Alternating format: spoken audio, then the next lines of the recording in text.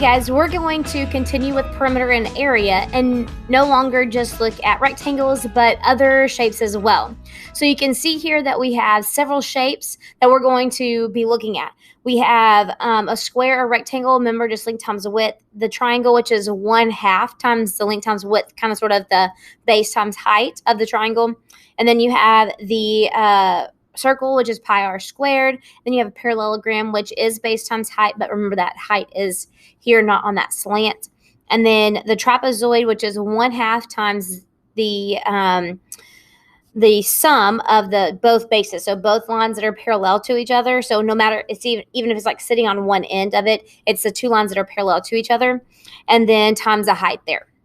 So what we have here is we have the trapezoid. We're going to find the perimeter and the area.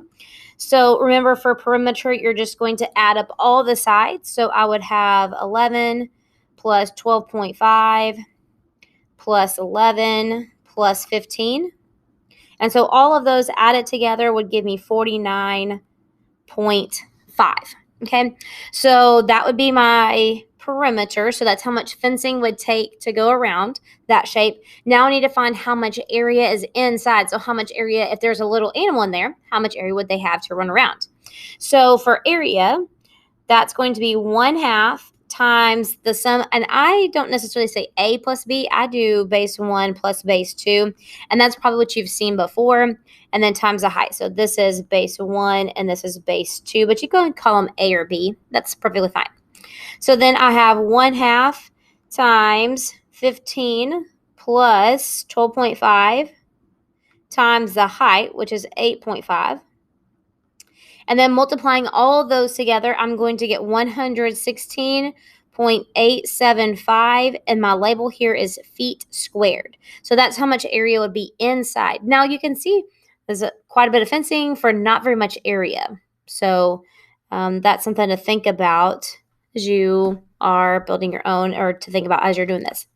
All right, so let's look at a circle. So remember, a circle does not have a perimeter, so to speak. It has a circumference.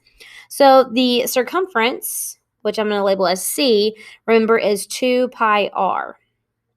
So 2 times pi times the radius. So 2 times pi times 6.5.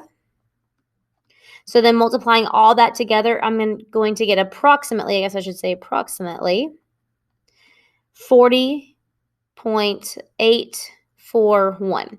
So I would say from now on, unless you are like definitely specified, go ahead and round to 3 decimals. So be as accurate to 3 decimal places. This is kind of how that's worded in some places. So now the area is pi times radius squared. So pi times the radius, which is 6.5 squared. And you can use your calculator to do this. And so therefore, I'm going to get, again, approximately, because I'm using pi, 132.732. And again, I did not put my label there. I have feet squared here. And then I'm going to have feet squared here as well. Oh, excuse me, just feet on the circumference. So circumference is the same thing for a circle, but it's the same thing as perimeter for a circle. And then lastly, we have a triangle here. So to find the perimeter, I'm going to add up all the sides. So I have 11.4 plus 17 plus 14, and I am going to get 42.4. So then to find the area, I'm going to take 1/2 times the base times the height. So I'm going to have 1/2 times the base, which is 14, times the height, which is 9. Okay, so this is your H. I'm going to get 63, and this is going to be feet squared. And my perimeter is just going to be feet. See, I'm really bad about labeling, so try to be better than I am as far as labeling all of these.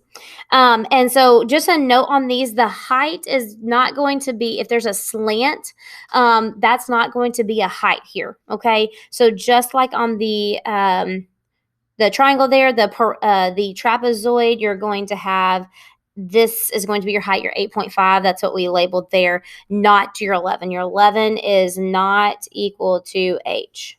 Okay, so, and just like here, your 11.4 is not equal to H. All right, so that's there because you have to use it to find the perimeter, but you don't need it for the area. All right. So that's perimeter and area that you have for build a zoo. Remember, just using these skills to apply that to your build a zoo day 2.